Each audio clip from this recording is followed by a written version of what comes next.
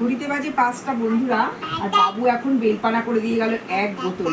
বাবু নিজেও খেয়েছে, আর এই দেখো আমাদের জন্যও দিয়ে গেছে।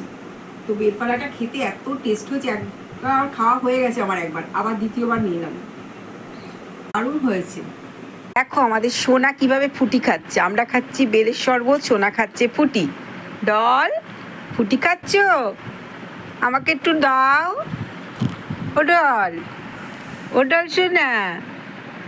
ফুটি খেয়েছে, দেখো ফুটিতে জামা ভিজিয়েছে, দেখো কি করেছে জামাটা ভিজিয়ে, দেখেছো?